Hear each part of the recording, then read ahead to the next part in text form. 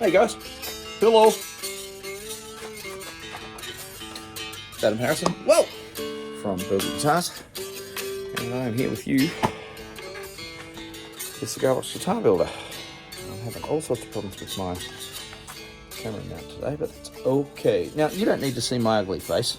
I just wanted to point over here. I want to show you how I actually do the staining for my Juke Joint Rocker guitars, which are, I'd say, my best-selling guitar. Now, this is a box which I have done previously, so through the magic of television. Alright, so it's a stain, it's a rough, dirty stain. I build the boxes myself. This one has been built using a 5mm ply base, just over here. And Meranti for the sides.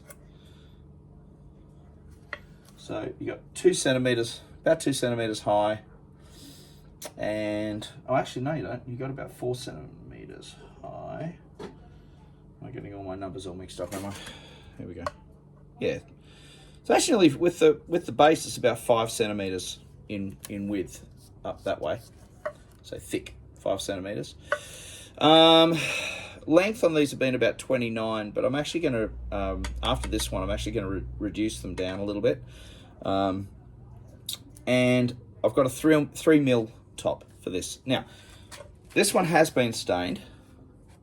That's the top, which will go there. And this is the base. Now, what I've actually done, so these are the tints that I currently use. One, the first thing is Stunning Stains from Crimson Guitars in the UK. I've had a couple of bottles of this, which quite literally have lasted me probably a good couple of years. And the reason for that is it's not like I'm staining an entire guitar body. I'm only doing like corners around here, the sides, and then that's it. So that'll then get put away for the next lot. But the secret, and the color that I use for doing all of my brown staining, the color that I use for all of the brown staining, so that's the base coat there with the black. And you can see I do it fairly roughly. This is fairly rough. It's a Juke Joint Rocker. It's got to look like it's, it's got a theme. And that's the brown. Now, it hasn't had a clear coat yet, so I'll actually do a water-based clear. I actually use a Cabothane. Cabothane? I can't remember the name of it. I've sprayed over the tin, but I know which one I normally get. It's a water-based lacquer. I try and use as much water-based stuff as I possibly can. Now, the brown that I actually use to add to this, so here's, and I basically just, I'll bring you back down here so you don't need to see my ugly mug. There we go. So just the shot of my messy desk. And all I do is get some paper towel and just rub it over. Just create this real groovy, dirty kind of look. And this is how I colour up my Juke Joint Rockers. Now, this has got there's a little bit of glue on the back of this, on the plywood, probably off my desk, off the workbench. And what happens with that, when you do that, see the little dots there, just there? It stops the stain from adhering to the wood. So you get these little like glue dots, and I leave those.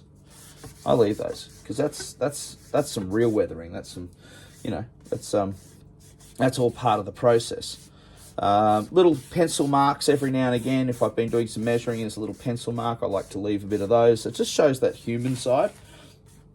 And yeah, that's the whole idea with this, is they are a little bit rough and ragged kind of styling, which, I mean, I really love. I really like that. And that's the whole reason I did these Juke Joint Rockers, because I wanted it to have that really rough kind of look. I do, the plugging for the holes. I use screws to hold everything together and glue, and it's pretty tough stuff. This thing is designed, Juke Joint Rocker, man, it's designed to, it'll survive a bar fight, that kind of thing. It's got to have a bit of attitude, no no regrets. No apologies for the way it looks. It's a gruff, rough rock and roll blues machine. That's the whole idea behind the Juke Joint Rockers. And I do some pretty ones too, like our Black Thunder. That's quite a pretty one. That's a nice. That gets around about 5 or 6 coats of black spray, satin black, and then it gets around about 3 or 4 coats of clear, and that's got a nice kind of bit of a classy finish to it, if you will. I go over the top here as well, and the reason I do that is just in case you don't want to see any light bits when I screw the top on, because I don't glue the tops on these. I screw the top to the base going around, and the reason for that is that so if I need to service it later for some reason, if something goes wrong, I want to be able to service this for someone if they need something, or if someone wants a different pickup put in, or whatever. It's all good. So that's the stain put on. It's got a real kind. Now it's got this real kind of really groovy, rough and ready kind of look about it. I nail the bottom on, so I leave the nail kind of.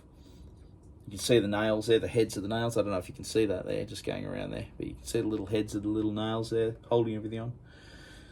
It's cool. Just rough this in. And as I said, I like to see where I put the putty in to cover the screw holes, the screws that are in there. I like that too, because that's just got a real kind of